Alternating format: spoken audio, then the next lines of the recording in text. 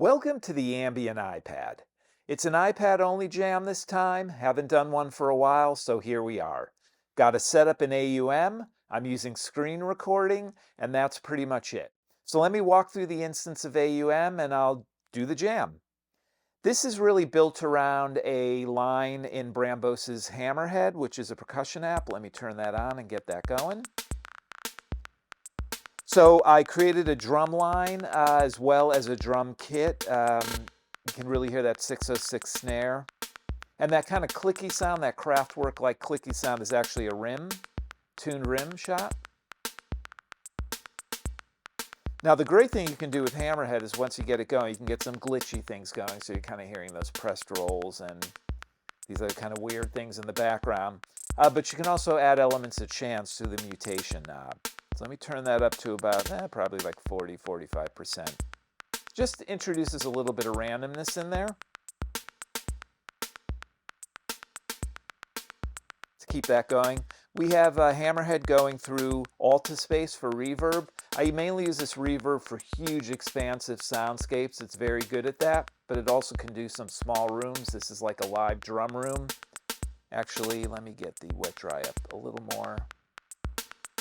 Particularly with percussion, wet dry mix is your friend. I very rarely go over 20% of the wet mix for percussion. And sometimes it sounds real huge, but once there's other instruments there, kind of evens it out. And then I have Medusa going by FAC, which is a nice end of the chain multi-band compressor. Just evens out the sound, also kind of brings it a little bit forward. And over that, I'm going to have a couple of Animoog Z lines going. Those are triggered by Atom Piano Roll 2. See that going by? But they're very different sounds, so it almost sounds like it's completely different sequence lines. The first instance is more of a soundscape. Get that open.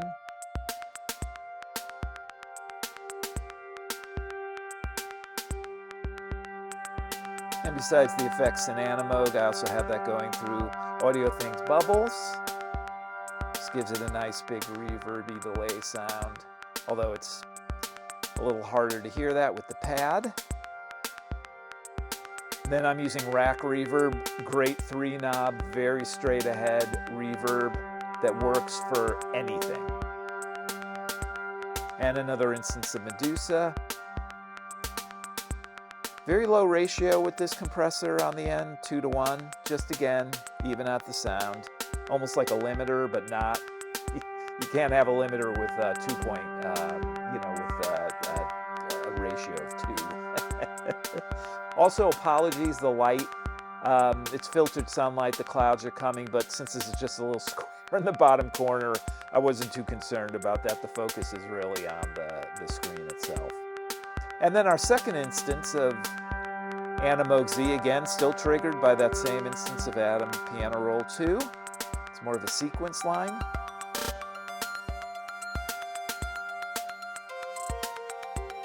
By having those two different, kind of completely different patches, that's how you get that sound where it doesn't sound like they're being triggered by the same sequence line. And then this is also going through Rack Reverb. And another instance of Medusa, pretty much the same as the other instance of Animoog. So with that going on in the background, I then have a couple of instances of Bram Bos Ripplemaker. I'm just using classic synth sounds. I really could have just used the Model D, the Moog, Mini Moog, but... And for this first patch, I'll walk through the effects afterwards. I'm going to use the on-screen keyboard. Using an on-screen keyboard on the iPad is hard, and the keyboard in AUM is really small. If anyone knows how to make it bigger, I've read the manual, I've done some research. I just want it to be a little taller, that would be great, but I can't figure out a way to do that. So we have this going. Let's see what we can come up with here. I'm not going to do any kind of complex lines because, easily hit the wrong notes. So they're kind of a triangle sound.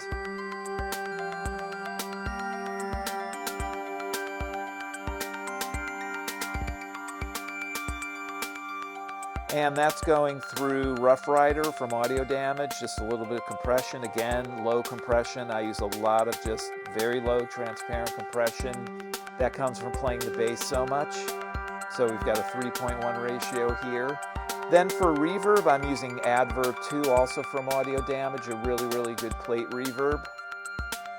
And Spatializer, just to make the sound big.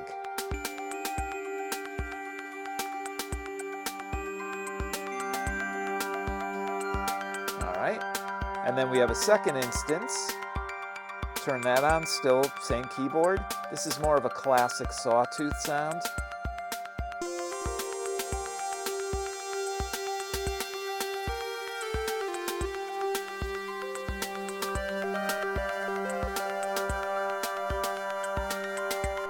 And that's going through the Bleass compressor. Eventide's Black Hole for reverb. Again, mix knob is your friend.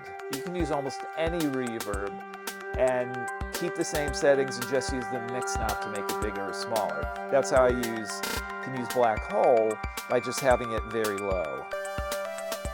So it's a big reverb, but by Black Hole standards, let me turn the mix up. So you can hear the difference there. Let me go back down to the 20% wet.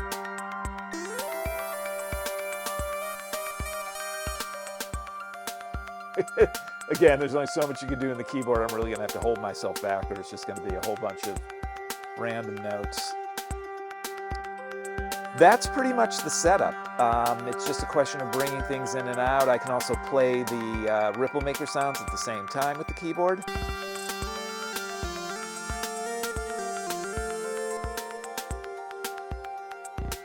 So that is pretty much the setup. Typically at this point I would reset everything. When you're just using the iPad, it's really easy. Even if it's running, just reload that setting. The only thing I have to do is I'd like to start it without the mutation. So let me do the jam.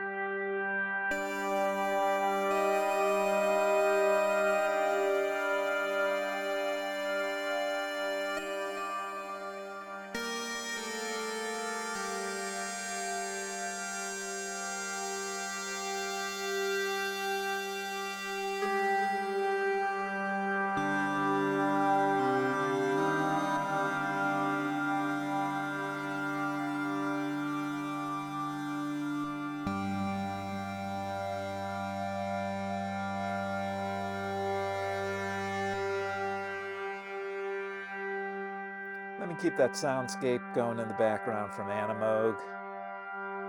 So as you can see, you know, fairly basic, other than a lot of different effects that I brought in and out.